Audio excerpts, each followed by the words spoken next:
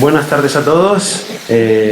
Vamos a continuar con la segunda jornada de aproximación a las amenazas en el patrimonio cultural y continuamos con esta sesión de tarde a la cual se ha denominado la gestión de riesgos en el patrimonio cultural.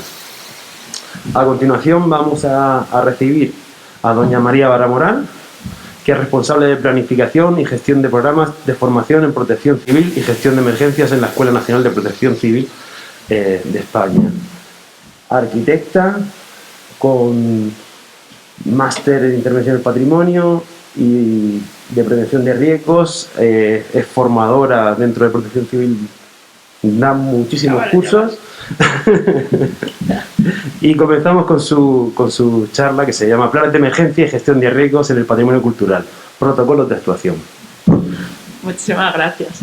Bueno, ante todo, muchísimas gracias por invitarme a poder dar esta presentación sobre los planes mal llamados de emergencia.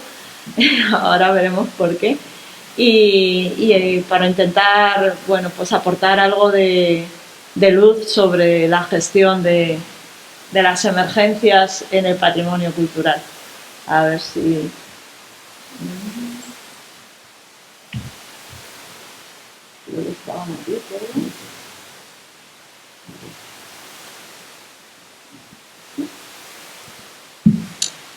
Bien, la verdad es que lo que primero quería transmitir es un poco cómo se ve la gestión de riesgos desde el punto de vista de protección civil, ¿no? Porque cuando hablamos de riesgo, como esta mañana ha dicho Carmen, cada uno entendemos una cosa. Cuando hablamos de riesgo, mucha gente confunde el riesgo con la amenaza. Otros, cuando hablamos de riesgos, se creen que hablamos de los riesgos laborales sobre las personas. Entonces, el concepto de riesgos es bastante polisémico, depende desde el ámbito que se aplique, significa una cosa u otra, ¿no? Pero desde el ámbito de protección civil, gestionar los riesgos es actuar sobre todos los elementos que conforman el riesgo y a lo largo de todo el ciclo de gestión de riesgos, no solamente cuando ocurre un evento. Entonces, eso quiere decir que gestionar los riesgos es hacer prevención para que haya menos accidentes, de alguna manera, o más que accidentes, que los pueda haber, para que haya menos desastres, entendiendo que el desastre es la combinación de un accidente con unos elementos que no son capaces de ser resilientes ante ese accidente y que están mal ubicados. Entonces, eso es lo que es gestionar el riesgo desde la prevención, reducir el número de desastres. De hecho, la Oficina de Naciones Unidas para la Reducción del Riesgo de Desastres hace todo su énfasis en que realmente la clave para reducir el riesgo de desastre está mucho en la posemergencia, en lo que antes hablábamos de la reconstrucción, porque tú vas a reconstruir, ¿para qué? Para, de una manera que vayas a tener algo más resiliente y por tanto vayas a disminuir que en el siguiente evento, bien sea sísmico, bien sea volcánico, bien sea climático, haya menos desastres, o sea, haya un evento pero no haya un desastre porque no haya daños o haya menos daños, ¿no? Y eso es un poco, desde el punto de vista de protección civil, lo que es la gestión del riesgo, que podríamos denominar la gestión del riesgo de desastre. O sea, desde protección civil no gestionamos el riesgo laboral, lo que se trata de gestionar es el riesgo de desastre, desde esa perspectiva de reducirlo, de que sea menor y desde la perspectiva de que haya menos daños. Son los dos puntos de vista. En ese sentido, por eso la protección civil trata de ser sistémica, de anticiparse a los eventos. Pues ¿cómo? Conociendo las amenazas que hay y conociendo su génesis, cómo se producen, qué consecuencias tienen sobre la población, sobre las edificaciones, sobre el patrimonio, adoptando medidas que de alguna manera quitemos los bienes que para nosotros tienen un gran valor de esas exposiciones, o si no es posible, pues que los hagamos más resilientes, que reduzcamos su vulnerabilidad. Por supuesto, preparándose para responder en caso de que ocurra el evento y, lo que es más importante, ya os digo, recuperándose, construyendo de una manera más resiliente, ¿no? Todo esto queda enunciado en España o se aplica a través de la Ley de Protección Civil, que es la Ley 17/2015 del Sistema Nacional de Protección Civil, en la que queda claro que dice la propia ley que la protección civil es un servicio público para proteger a las personas y los bienes, garantizando una respuesta adecuada ante los distintos tipos de emergencias y catástrofes, originadas por causas naturales, derivadas de la acción humana, sea accidental o intencionada. Y fijaros que aquí es importante porque antes, esta mañana hemos estado hablando de los códigos de construcción. El Código Técnico de la Construcción, lo que es el documento de seguridad de protección contra incendios, deja bien claro que es un código solamente para proteger frente a los incendios que son accidentales, no a los incendios provocados, porque de hecho lo que trata es de que las estructuras, la compartimentación, la evacuación respondan a los incendios de laboratorio estudiados típicos, pero si tú es un incendio provocado, ya le meterás los suficientes acelerantes y tal para que sea mucho más destructivo y mucho más rápido y acabes con ese bien haciendo daño, porque es un incendio intencionado para hacer un daño. Entonces no lo cubre el código. Sin embargo, en protección civil no se curan en salud ahí. O sea, es como muy ambicioso y dice, no, aquí vamos a hacer cualquier medida para sea un accidente provocado o un accidente accidental, ¿no?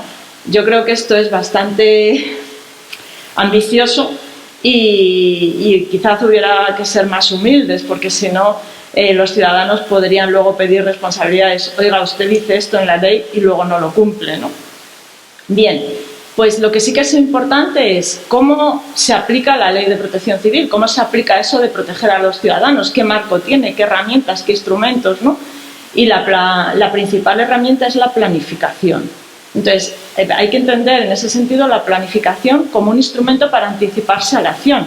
Nosotros planificamos lo que vamos a hacer en un escenario con bastante incertidumbre de lo que va a pasar, pues preveyendo, ¿no? Entonces, nos queremos anticipar aquello que vamos a hacer, pero para podernos anticipar tenemos que conocer muy bien la amenaza. De ahí que los planes de protección civil tienen que tener un estudio muy detallado de un mapa de amenazas. Un mapa de amenazas y después un mapa de riesgos en el que sobre esa zonificación de las amenazas se metan los elementos expuestos y la vulnerabilidad de cada uno. Entonces eso nos va a dar el escenario de la posible emergencia y nosotros vamos a hacer un plan para anticiparnos a ese escenario, a la acción que queremos responder en ese escenario, ¿no? En suma, podríamos decir que los planes de protección civil son un instrumento, que eso es muy importante, que es normativo, es decir, que un plan de protección civil, una vez que se aprueba, es de obligado cumplimiento, es un instrumento normativo y, por tanto, hay que responder a lo que dice el plan. Si no, los ciudadanos podrían pedir cuentas de, oiga, usted dice esto en el plan y no lo ha hecho, ¿no? Y en el plan, ¿qué es lo que dice? Pues el plan lo que establece es el marco orgánico funcional y los mecanismos que permiten la movilización de recursos humanos y materiales necesarios, recursos organizados, para proteger a las personas y los bienes en caso de emergencia, así como el esquema de coordinación de distintas administraciones públicas. Es decir, que en el escenario que tenemos ahora de La Palma, el que pueda estar ahí Raúl, como nos ha contado esta mañana, el IGN, es porque realmente los planes de protección civil tienen que contemplar que esos organismos estén ahí, si no, no podrían estar. Entonces, una vez que se activa el plan, realmente el plan es una ley y la propia Ley de Protección Civil tiene sanciones para los que no lo cumplen. Y de hecho, una cosa que hemos estado hablando es que pues aparte del dolor que crea el volcán de La Palma, es un espectáculo de la naturaleza que pocas veces se tiene la oportunidad de ver y mucha gente ha querido ir.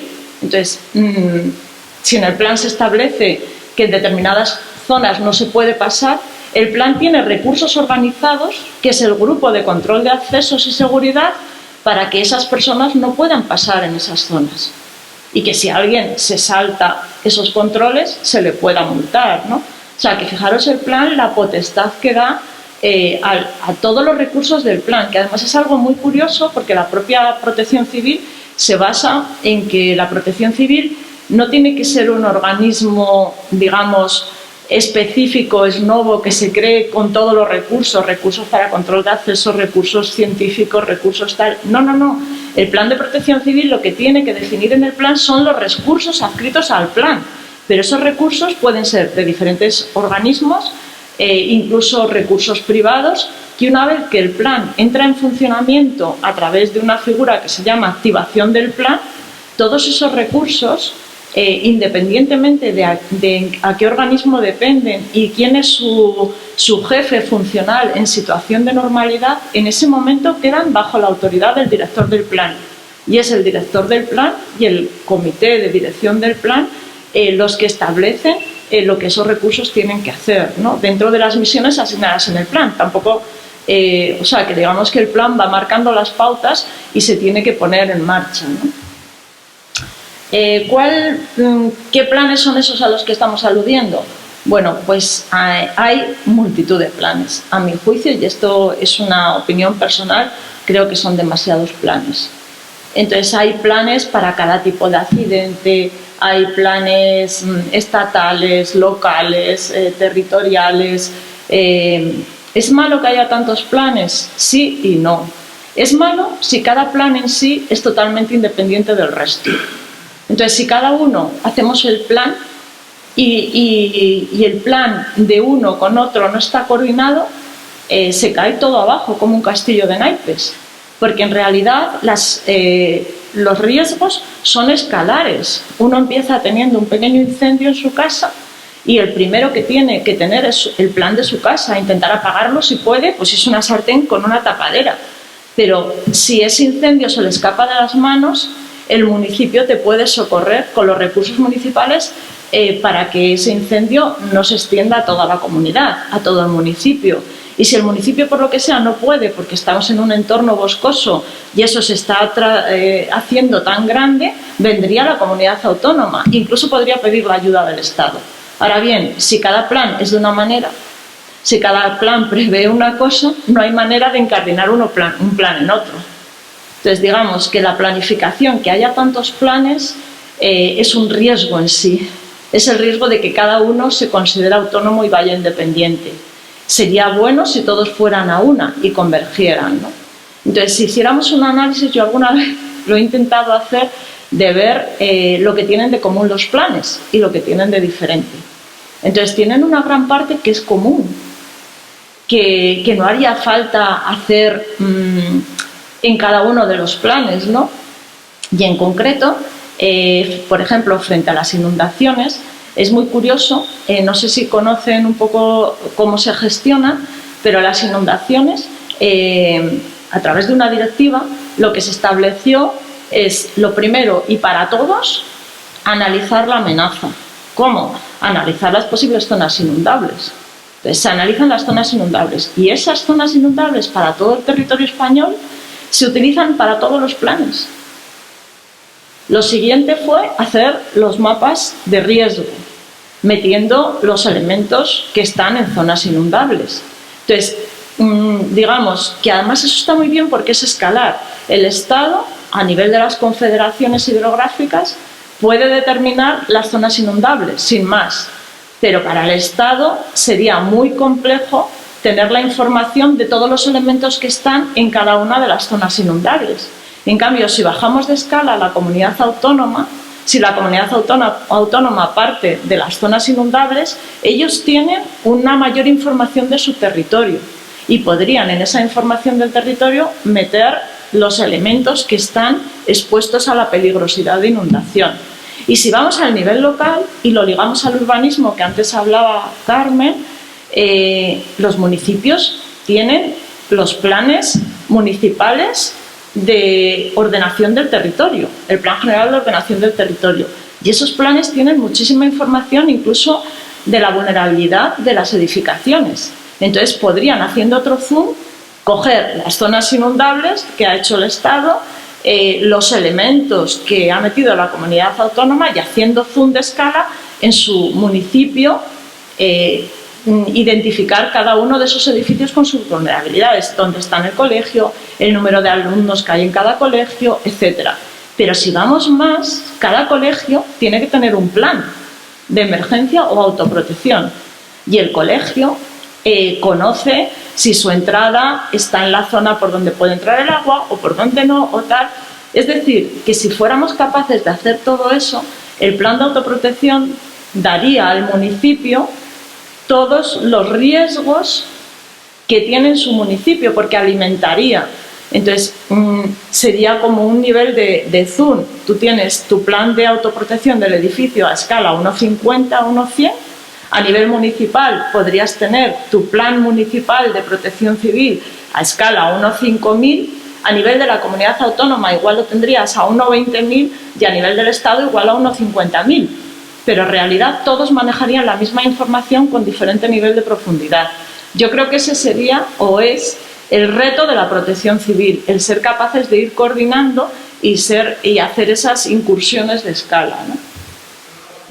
Eso es un poco lo que les estaba explicando, cómo los planes van desde el ámbito de una instalación, del gestor de una instalación, del gestor de un museo, al municipio donde está instalado ese museo, a la comunidad autónoma donde está el municipio y al Estado, ¿no?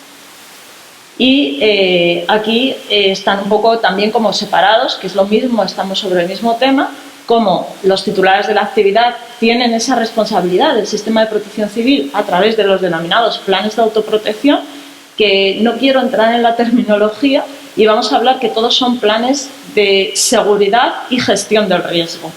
Entonces, el plan de autoprotección es un plan de seguridad del edificio o del museo o de los bienes que tenemos, de la seguridad y gestión del riesgo en su instalación concreta, ¿no?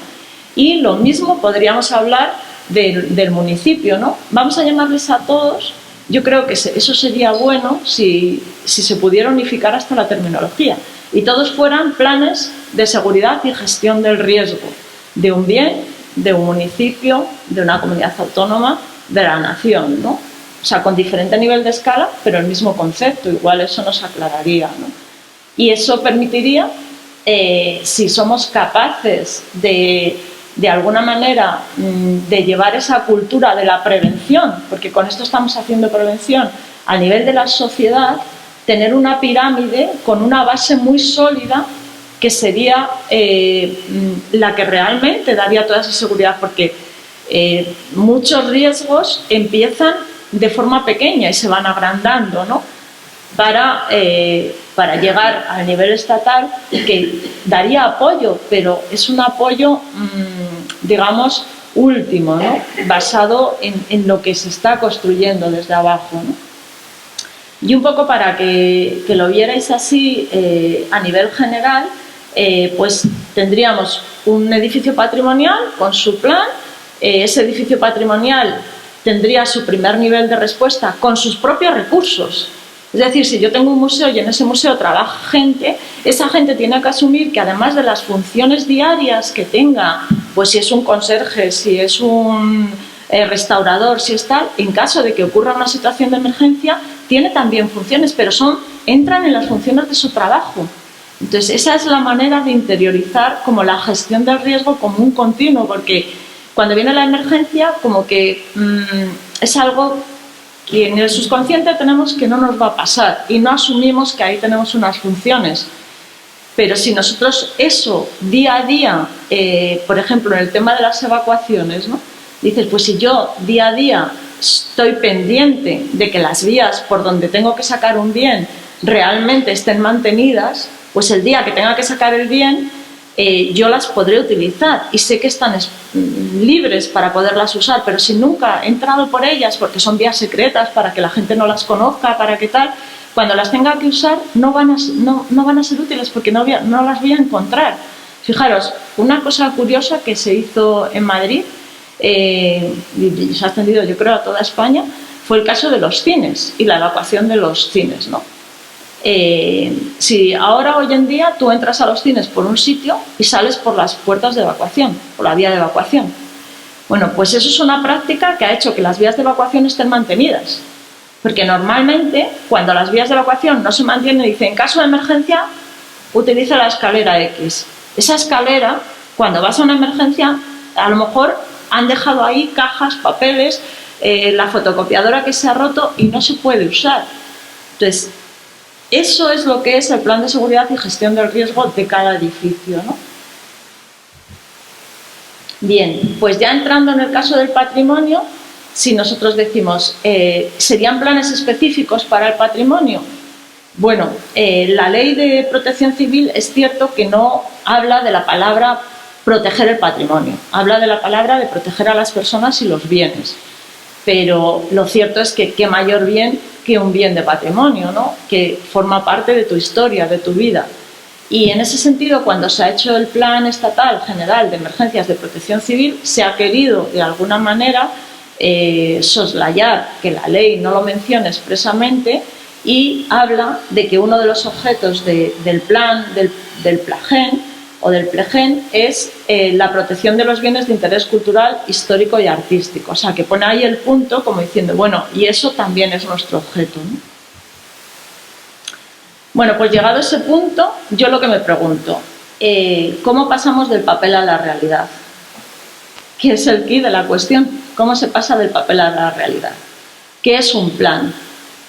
En primer lugar, tenemos como diciendo, bueno, pues un plan es un acuerdo que se ha establecido, y más en el caso de los planes de protección civil, que son normativos, para conseguir un fin determinado y con unos recursos específicos y en un tiempo también concreto, ¿no? No es un papel, que es lo que en la mayor parte de las veces consideramos, porque además los planes generalmente los hacen técnicos especializados en esa materia, en los diferentes sectores, pero el plan lo tienen que ejecutar, como digo, las personas vinculadas a los ámbitos de ese bien o de ese territorio. Y muchas veces ni conocen ese plan, ni saben lo que tienen que hacer. Uno ha dicho que tiene el grupo de acción, lo tiene que formar tal, lo tiene que formar cual, y luego tú le preguntas al policía local, oiga, ¿y cuál es su misión en el plan? Y dice, es que hay un plan, casi no lo sabe. Entonces, ese es el fallo, ¿no? Entonces, en ese sentido, los planes no son nada, no sirven para nada. Y yo quiero ser tajante en eso, un plan que se hace por un departamento técnico, que se entrega a un organismo responsable, a un titular de una actividad o a un municipio o a una región y solo lo conoce el gabinete de dirección de lo que sea, ese plan no es nada, no sirve para nada. Pero un plan que está implantado lo es todo, porque ya te olvidas del papel. Si tú tienes que cada día hacer la revisión de los extintores, por decir algo, y tienes que mirar cada vez que vas a hacer la revisión de los extintores, la ficha de cómo se revisan, pues es que no lo has hecho casi nunca. Si tú tienes que revisar los extintores y el primer día mirarás la ficha, a ver qué es lo que tengo que hacer, pero cuando las hayas hecho 500 veces no tienes que mirar ya la ficha, porque la tienes interiorizada. Entonces es cuando el plan empieza a ser algo. Cuando realmente la gente sabe lo que tiene que hacer sin necesidad de mirar el plan. Porque, sobre todo, cuando ocurre una emergencia, ¿quién se le va a ocurrir mirar un mamotreto de un plan? A nadie. Entonces, o ese plan está implantado y está interiorizado y es algo que día a día hacemos, o no va a servir de nada, ¿no? Entonces, ¿cómo se pasa eso, no? Pues es muy fácil. El plan establece acciones, por un lado, generales, ¿no? Pero ¿qué exige la realidad? La realidad exige procedimientos y tareas concretas. Entonces, ¿cómo se llega a esos procedimientos y tareas concretas? Pues si el plan nos dice que tenemos que proteger a la población frente a una inundación, pues las tareas concretas será determinar los caminos por donde esa población tiene que ir y los puntos donde tiene que ir. Porque si no, entonces si nosotros hemos determinado que en un municipio hay unas vaguadas que son llanuras de inundación donde se va a acumular el agua, etcétera, y no hemos señalizado caminos y puntos altos donde la población se tiene que encontrar, pues la gente cuando venga la inundación, en primer lugar, los que tengan que dirigir la evacuación no saben a dónde, porque no está el procedimiento concreto que hay que hacer. Entonces van a decir, sí, hay que evacuar a la población, hay que sacarla de la zona inundable. ¿Cómo? ¿Por dónde? ¿De qué manera? Entonces hay que pasar de la acción general a la acción concreta, ¿no? Y el plan asigna medios y recursos pero la realidad exige capacidades consolidadas. Entonces, ¿qué es eso del recurso y la capacidad? Pues es lo que os digo, si el plan exige o asigna a la policía local para que haga el control de accesos, nosotros tenemos que conseguir que la policía local tenga la capacidad de hacer el control de accesos. Y para eso la policía local tiene que saber cuáles son los puntos de entrada, de salida, dónde se tiene que situar, cuáles son sus misiones, hasta dónde puede llegar, si puede amenazar a la gente con una multa contundente y decir por aquí no pasas porque yo soy la autoridad, si tiene que ser autoridad, con una potestad. Entonces eso es pasar del recurso, los bomberos, dice, en el patrimonio, los bomberos tendrán, yo qué sé, que apuntalar, ¿vale? Si van a apuntalar un arco y ponen el puntal en la clave, pues vale, igual fenomenal, consiguen cargarse el arco, ¿no? Entonces, no vale con asignar el recurso bomberos, el bombero tiene que tener la capacidad para la que está asignado. Y entonces, si su misión es apuntalar un arco, pues tendrá que enseñarle a cómo se apuntala ese arco, porque si no, no, es que aquí no es apuntalar, aquí lo que tienes que hacer es una cimbra, tienes que hacer otra cosa, ¿no? Entonces, eso es lo importante. ¿Y cómo se crea la capacidad? Pues la capacidad se crea día a día, implantando el plan, porque así es como tú pasas de lo genérico a lo concreto y cómo la gente asume que su misión es eso concreto. Esa es la clave de los planes, ¿no? Entonces, vamos a empezar por lo más sencillo, ¿no? Que es el plan de autoprotección. Entonces, como os decía, el plan de autoprotección es de un bien concreto, ¿no? En este caso, un bien patrimonial. Y lo primero que hace es evaluar los riesgos, ¿vale? Evaluar los riesgos, como decimos, es, por un lado, decir qué amenazas tiene este bien. Yo sé si el bien está en una vaguada, yo sé si el bien está en una ladera donde puede venir una colada, yo sé si está, como decía Raúl, en una zona justo encima de la falla, orientado o no orientado. Eso es ir evaluando el riesgo, porque estoy detectando las amenazas sobre mi bien. Pero luego, una vez que tengo la amenaza sobre mi bien, digo, vale, ¿y qué pasaría? ¿Cuál es el valor de mi bien y la resistencia, la resiliencia de mi bien a esas amenazas? ¿Qué perdería yo? O sea, tengo que tener un orden de magnitud de los daños que no tiene por qué ser económica. Dice, bueno, mira, pues es que yo soy un museo y tengo un patrimonio X y la posibilidad de pérdida de mi patrimonio es del 50% o del 100% de la planta baja porque estoy en una zona inundable. Entonces, ahí es cuando estoy analizando el riesgo, porque a lo mejor eso me lleva a una medida preventiva y es dejar la planta libre baja, sin bienes de valor. Pero si tú coges un plan de autoprotección y dice evaluación de riesgos, pues posiblemente pueda haber incendio, puede haber terremotos, puede haber... Eso no es hacer nada. O sea, realmente hacer una evaluación de riesgos es ser consciente, adquirir el conocimiento de lo que puedo perder. Y para eso tengo que ser muy consciente de lo que tengo, de las amenazas que me pueden causar y de qué manera esa amenaza puede dañar lo que tengo.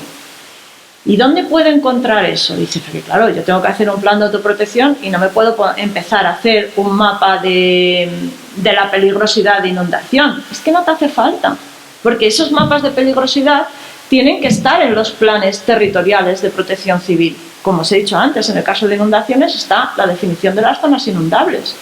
Si yo estoy haciendo el plan de autoprotección de mi colegio, pues lo único que tengo que coger es ver si mi colegio está dentro de la zona inundable o no. Y a mayores, saber cuál va a ser la cota a la que va a llegar el agua. Entonces, todo eso es lo que me va a dar el análisis del riesgo de mi plan de autoprotección. Y eso me va a permitir dotar de medios y recursos dentro de mis posibilidades para salvar o para mitigar, o sea, en primer lugar para hacer prevención y en segundo lugar para mitigar el daño. Entonces, imaginaos que yo tengo mi plan de autoprotección y he detectado que la planta baja se me va a inundar hasta una cota de 50 centímetros.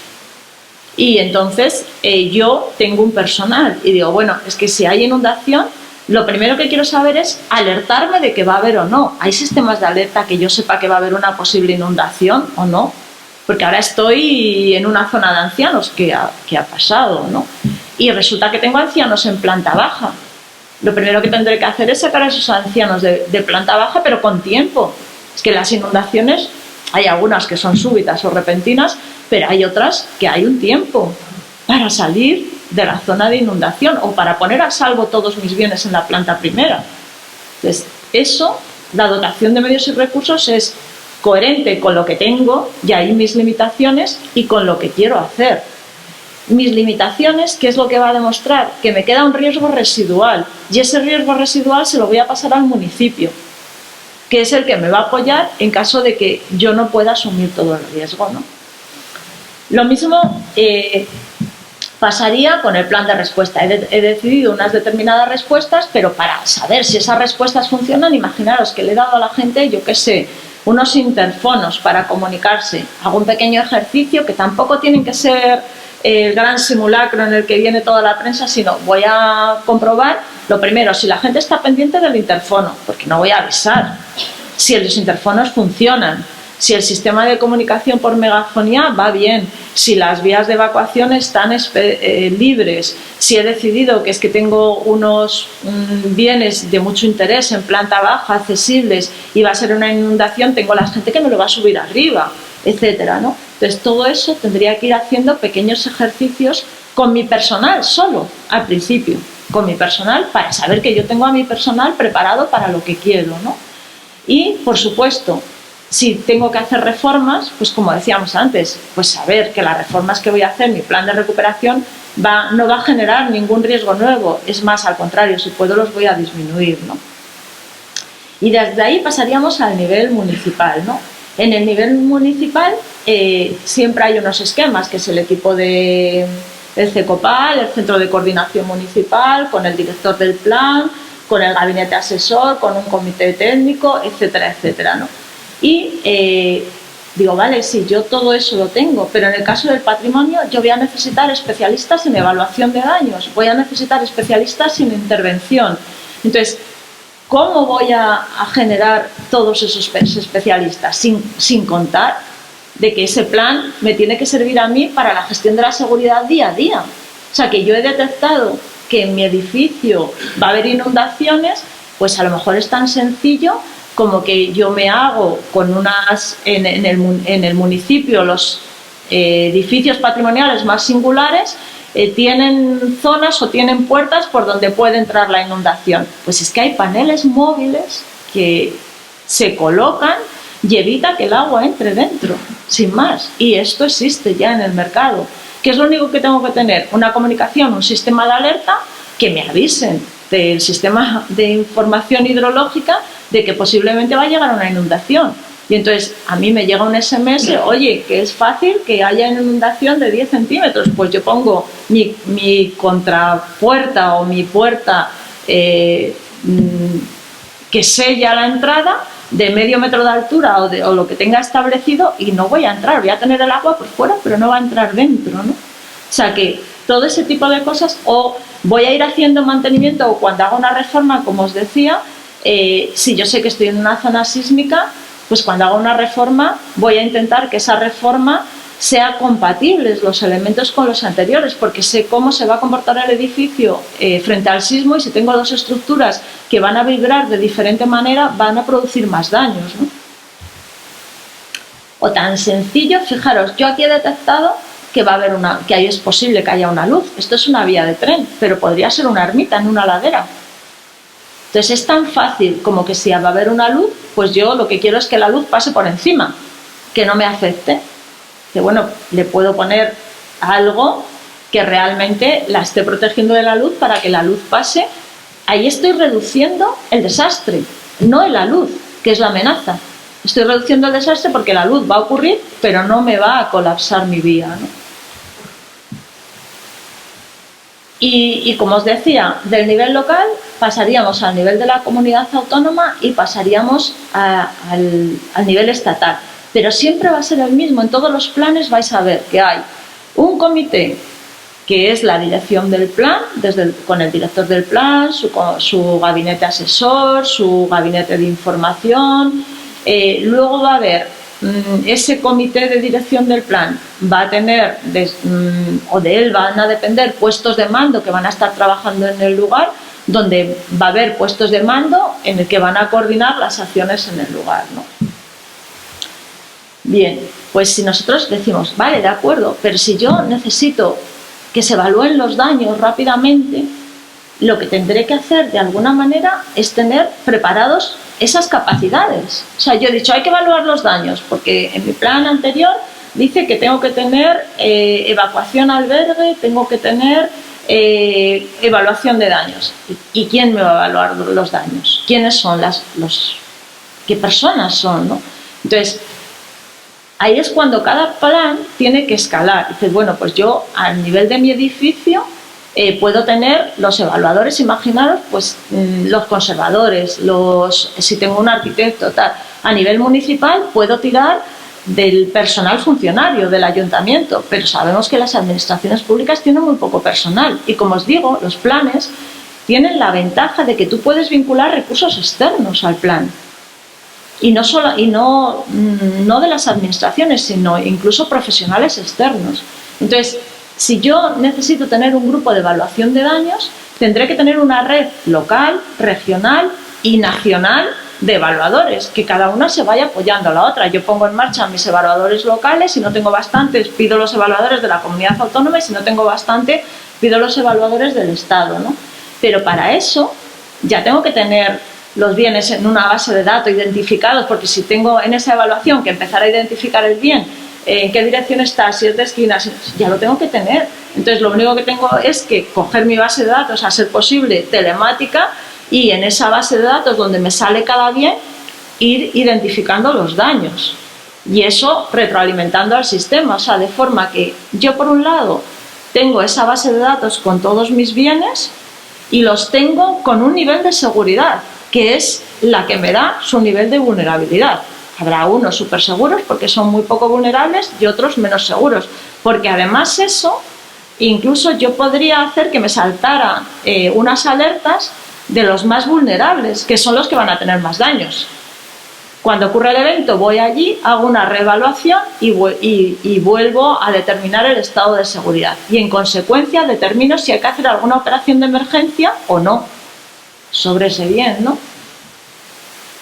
Entonces, para todo eso yo tengo que definir las capacidades de ese grupo de evaluación de daños, ¿no? Y esas capacidades, yo he puesto aquí algunas, las que a mí se me han ocurrido, pero podrían ser otras muchas, ¿no? Si yo quiero que mi grupo de evaluación de daños me haga un reconocimiento a través de un vuelo, de forma que general yo tenga un escenario general, pues tendré que tener alguien que sepa que se tiene que subir en un helicóptero, un piloto que lo lleve en el helicóptero, es decir, tengo que crear esa capacidad, ¿no? Lo mismo si tengo que valorar los daños del patrimonio, tengo que tener un experto en patrimonio, porque no cualquiera va a saber evaluar lo que le pasa al patrimonio, ¿no? Y así podríamos ir determinando las capacidades que quiero. Entonces, una vez que tengo determinadas las capacidades, es cuando yo creo mi base de expertos. Y digo, claro, es que ahora para patrimonio en concreto necesito una base de expertos. Y esa base de expertos, como digo, en todos los niveles, local, regional, nacional, tienen que saber y tienen que poder movilizarse en el marco del plan. A lo mejor eso me exige que la administración tenga que tener convenios con colegios profesionales, con universidades, con otros organismos privados, etc. Todos esos organismos saben que si se activa un plan, yo los puedo movilizar sin ningún problema, porque están vinculados al plan y porque la Ley de Protección Civil dice que todos formamos la protección civil, ¿no? Y entonces ahí es donde yo decidiré si tengo expertos en patología en el patrimonio edificado, en pintura, en escultura, dependiendo del ámbito y de lo que yo tenga de patrimonio, ¿no? Pero además, para que ellos todos puedan trabajar en común y todos hagan una evaluación parecida, tendré que definir los procedimientos, ¿no? Y digo, bueno, pues yo lo primero que quiero es tener una evaluación de seguridad básica, de si ese bien se puede utilizar o no se puede utilizar. O sea, si tengo que cerrar el museo porque es inutilizable o realmente no lo tengo que cerrar, ¿no? Y una vez que yo tenga esa seguridad básica, tendré que determinar en aquellos casos que sea necesario, medidas a corto plazo, para que los daños que ha sufrido ese bien no vayan a más. Y luego, una vez que tenga esas dos fases, podrá hacer una evaluación avanzada que ya empezará a formar parte del proceso de recuperación. Para poder recuperar el bien a largo plazo, yo hago ya una seguridad más específica, ¿no? Todo eso es lo que, por lo menos, la evaluación de seguridad básica y la evaluación o propuesta de medidas a adoptar a corto plazo es lo que al menos tiene que estar contemplado en esos planes de protección civil, ¿no? Y lo mismo podríamos decir de los grupos de intervención. Si yo decido en mi plan que va a haber un grupo de intervención en el patrimonio, pues tendré que tener una base de expertos ligada. O sea, si yo he dicho que son los bomberos locales, dentro de los bomberos tendré que tener identificado un grupo específico que sepa estabilizar las estructuras del patrimonio o que sepa recuperar o evacuar bienes muebles, ¿no? Y establecer los procedimientos por los que lo van a hacer para que todos lo hagan igual, porque a lo mejor es el grupo de bomberos local reforzado con los profesionales de patrimonio del municipio y reforzados con el colegio profesional X de la provincia, y todos tienen que trabajar igual. Entonces tengo que definir que todos mis recursos son esos, los formo en las mismas capacidades y actúan con los mismos procedimientos, ¿no? Bueno, pues todo esto, y voy acabando, que veo que ya no me queda casi tiempo, hace hincapié al final en lo que decía yo al principio, ¿no? Y es que el marco de Sendai hace mucho énfasis en reducir el riesgo de desastres, es decir, no reducir los eventos, porque hay muchos, como decimos, que no podemos reducir el número de episodios de que un volcán tenga erupción o de un terremoto, que ocurra un terremoto. A lo mejor algunos sí que los podemos reducir, las inundaciones igual las podemos reducir con presas de laminación o con infraestructuras, pero hay algunos eventos que nosotros no los podemos reducir, pero sí podemos reducir el desastre, y podemos reducirlo, como os digo, actuando sobre la exposición y sobre la vulnerabilidad, en suma, fomentando la resiliencia, ¿no? Entonces, fijaros que el marco este de Sendai dice que sí que hace mención expresa del patrimonio cultural, como dice que es urgente y fundamental prever el riesgo de desastre, planificar medidas y reducirlo para proteger de manera eficaz, ya acabo, a las personas, las comunidades y los países, sus medios de subsistencia, su salud, su patrimonio cultural, sus activos socioeconómicos y sus ecosistemas, reforzando así su resiliencia. Es decir, que veis que dice es urgente y fundamental prever, porque si yo preveo, adopto medidas de prevención para reducir el riesgo de desastres, no para reducir solo los daños frente a un evento, ¿no? Y finalmente os quería comentar que también dentro de la Unión Europea cada vez se está dando más impulso a lo que es la protección del patrimonio cultural, y hay en marcha varios proyectos para crear capacidades europeas en protección del patrimonio cultural. Están en vías, todavía no existe. Cuando esté esa capacidad, realmente estará definida en qué consiste la capacidad, tanto en recursos humanos, qué preparación y qué perfiles técnicos tienen que tener, como en el equipamiento que tienen que llevar cuando vayan a intervenir, ¿no? Y ya para terminar, porque lo van a contar después, yo creo, Ángel Luis, una de esas misiones del mecanismo, cuando todavía no estaba definida la capacidad, fue una misión que hizo el mecanismo en México tras los terremotos de 2017, en la que las autoridades mexicanas pidieron un equipo para, de alguna manera, apoyarles en la evaluación de los daños con un objetivo concreto, y era con vistas a tener criterios para la rehabilitación. Y bueno, pues tuvimos allí un equipo, entre ellos Ángel Luis y Juan Carlos, que están aquí, y yo misma, en el que hicimos esas visitas que habéis visto en la diapositiva anterior.